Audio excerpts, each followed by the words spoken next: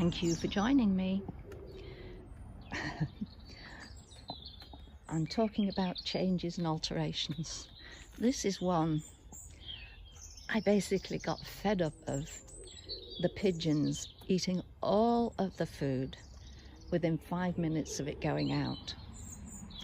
So I've put this chicken wire around, hoping that the blue tits, robins, etc. would realise that there's a gap that they can get through there. But as the food is still there, I think not. Decision time. I'll give them a little bit longer to get used to it. If they don't, I'll take off the wire. So down we go. When I first moved into this house, the garden was just a piece of grass. I must reseed that. Although it seems to be, the grass seems to be spreading into it. It was when the drive was treated. I think the treatment got onto the lawn there.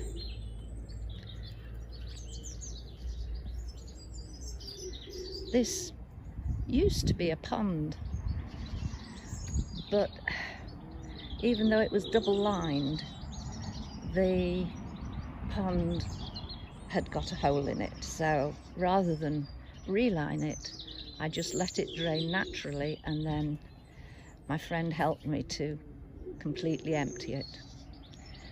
Yucky it was, but when it was just the dregs,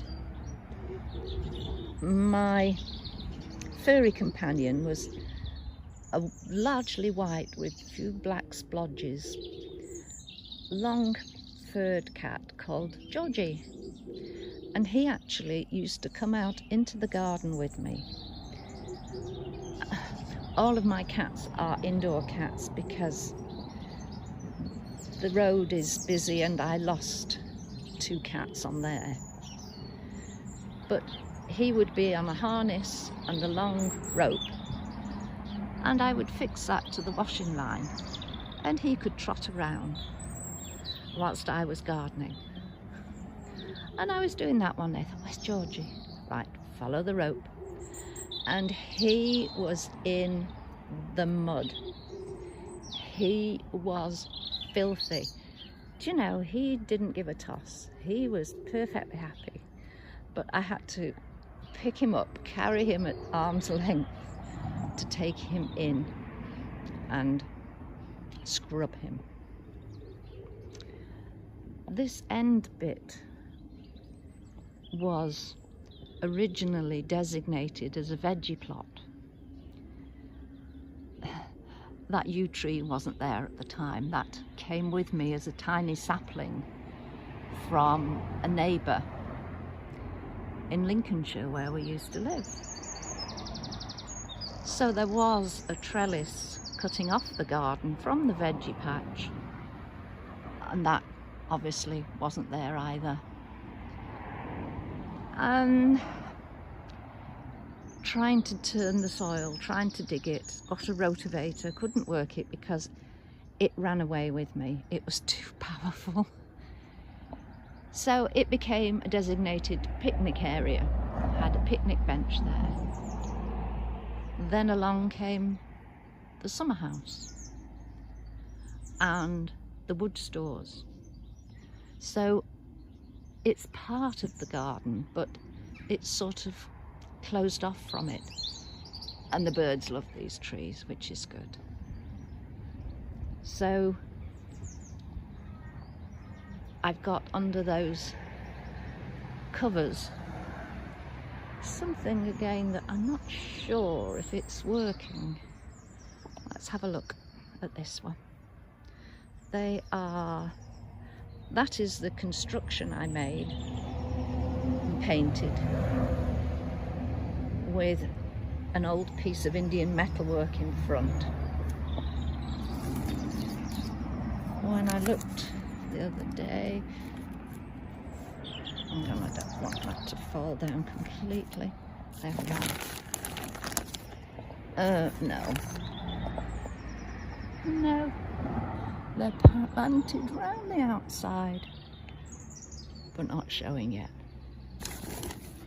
I'll leave it uncovered to let the warmth of the sun through.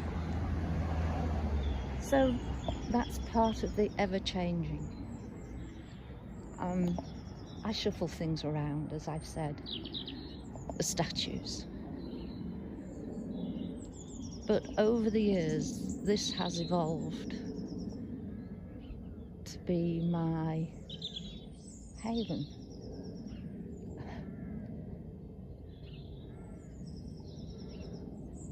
Sadly, that tree died, but I've left it because I've got clematis climbing up it. There was a pear tree here, and one Christmas morning I came down, looked through the window and thought the garden looks different. That was because the pear tree was across the lawn, felled by the Christmas Eve wind. And of course there's the hedge here. I hate it being all higgledy-piggledy, but I really have to leave it to let it grow and give me back the privacy that was removed when my neighbours took down the hedge on their side.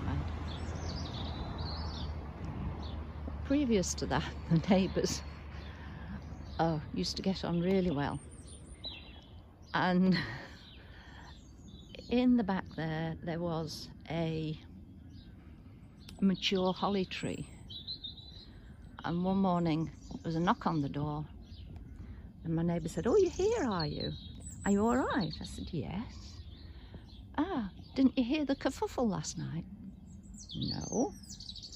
Apparently somebody passing by had thrown a cigarette end into the hedge, and whoosh, the holly tree went up in flames.